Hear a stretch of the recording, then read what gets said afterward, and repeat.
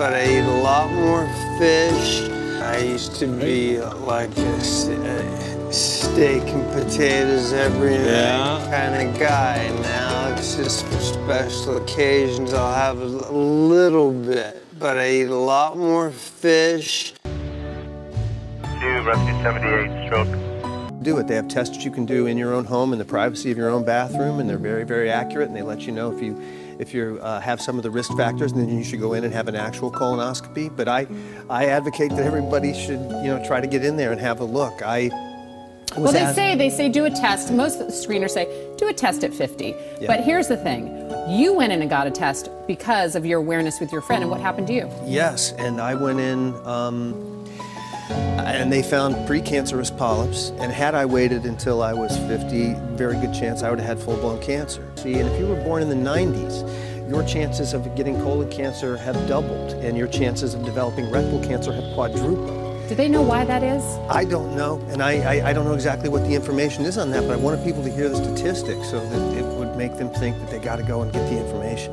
And it's younger and younger all the time. And then there was a lot of science that wasn't getting done for a long time, because as you know, a lot of the science is based in money, and with the funds that these guys raise, they're kicking it into the science. And the American Cancer Society joined up last year and put them in the budget, and they got significantly more funding because it's a serious issue. And what's up with the strong sign, the whole social media campaign? Yes, the strong arm selfie. There have been a number of companies that if you would take a selfie of yourself, pose like that, post it under the hashtag, they donate to the cause. I wish I had more specific information about what that is. Hopefully you guys can run it on the screen later.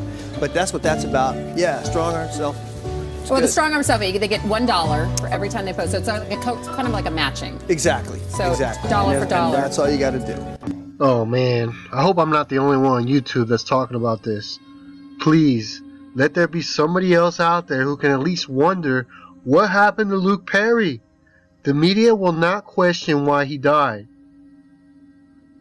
I've been losing faith with modern medicine over the years.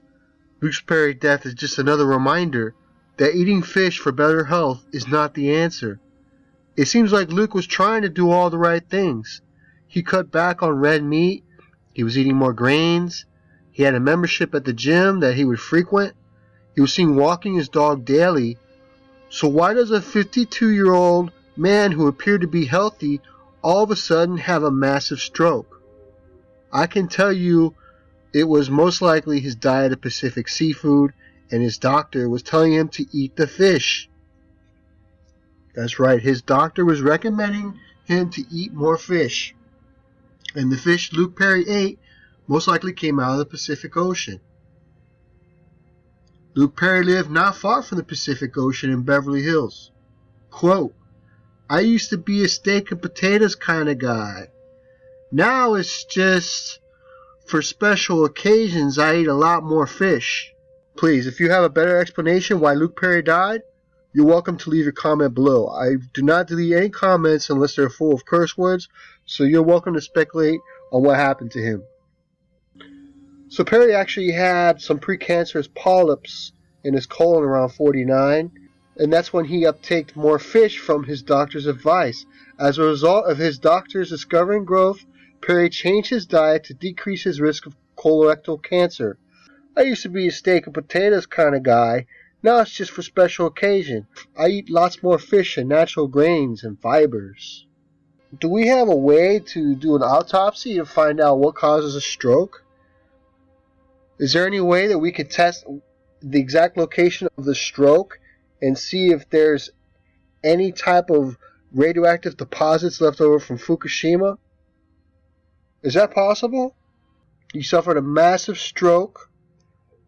EMTs arrived around 9:40 a.m. after a call was made to the fire department. Perry was said to be able to communicate with paramedics and was responsive, but his condition reportedly worsened before he arrived at the hospital. While some reports indicate that Perry may have been placed in a medically induced coma, Perry was not and was actually just sedated. And they probably sedate with morphine. Strangely, Perry's hospitalization occurred on the same day that Fox announced that a reboot to show Beverly Hills 90210. So the doctors are saying, what can you do to lower your risk? Garlic, okay, that sounds decent. Magnesium, okay, not too bad. B6, not bad. Avoid red meat, okay. Alcohol, smoking, as well as hormone replacement therapy. Vitamin D, get some sun, okay. And then it says, a large case control study examined the association between fish intake and colorectal cancer risk among the Chinese population. Results showed that higher intake of fresh fish, including freshwater fish and sea fish, was associated with a lower risk of colorectal cancer. So the doctors are putting people that had cancer to eat the Fukushima fish that's causing cancer. Ain't that wonderful? So your doctor's telling you get fish oils for your brain and you get brain cancer.